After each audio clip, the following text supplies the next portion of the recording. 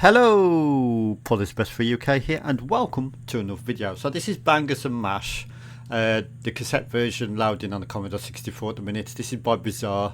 Yeah, I remember this colourful loading raster bars that you got on the Commodore 64. You didn't normally, as bystander, hear the loading noise. Do apologise if there's any notification noises coming on.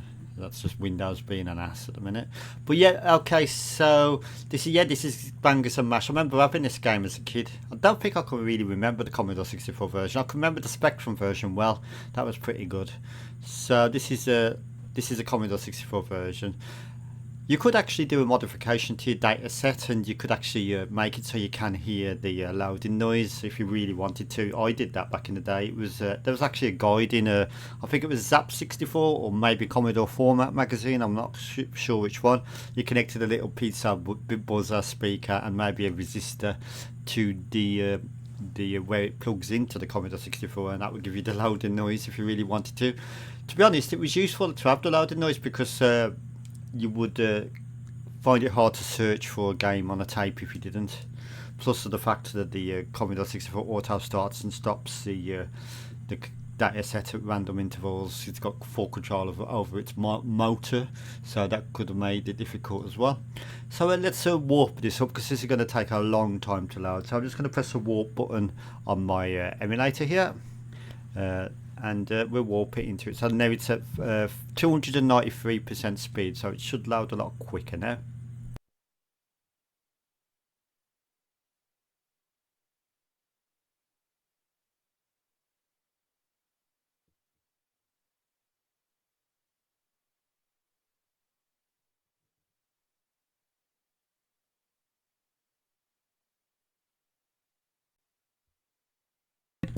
If you're wondering what I'm using Voice, the emulator for the PC. I've recently revamped my PC completely. I've changed the motherboard and everything, so let's take warp off so I can hear the music. I've recently changed the motherboard out and everything. I've gone downhill a bit. I've gone back to 4th generation Intel. I need to I'm planning on going to Ryzen soon. My Intel 10th generation motherboard, what I have been using, has had so many problems. It still works, but I've decided to flog it as spares or repairs because it's got a problem with the CMOS retaining settings. And before you say anything, it's nothing to do with the CR2R32 battery because I've already looked into that, and it's also nothing to do with the power supply. Anyway, so that being said, we're not talking about that. We're talking about Bangers and Mash on the Commodore 64. So I'm just using this 4th gen as a stopgap, and it handles my YouTube needs just fine. Maybe not great for my Nvidia 3050 gaming needs, but there you go. So let's start the game and let's see what we've got. Right, okay, so this is Bangers and Mash, and there's the first thing I can notice about this version of the game, it's much more colourful and there's no obvious colour bleed than the Spectrum. Oh, you fuck, the ghost just got me. Now, I can't really remember much about the game, what you have to do.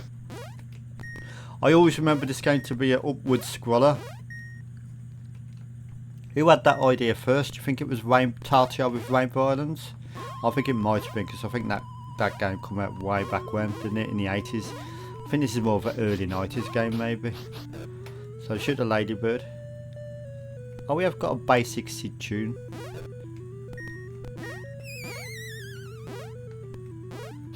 I know on the Commodore computers, a lot of developers didn't like mixing sound effects and music, both the Amiga and the Commodore 64. I think it was because they were so impressed with the music scores I brought out, they decided you either chose one or the other to stop people handicapping the tune with lack of sound channels because of taking over with sound effects. Because on these older systems, of course, if you've only got 4 sound channels, for example, one of them has to give way for the sound effects.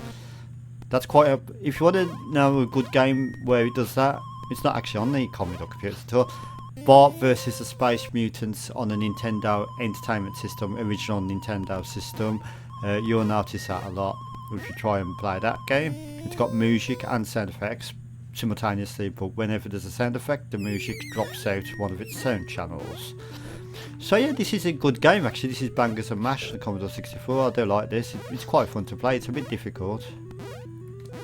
So basically, I think you just got to get to the top of the screen, killing all the baddies, collecting the fruits along the way. I don't think there's a quota of... I don't think there's an actual quota of fruit. Oh, there is. Oh crap, it's going down. You seriously saying I've got to collect all them fruit? Oh, you fuck. Game over on that one.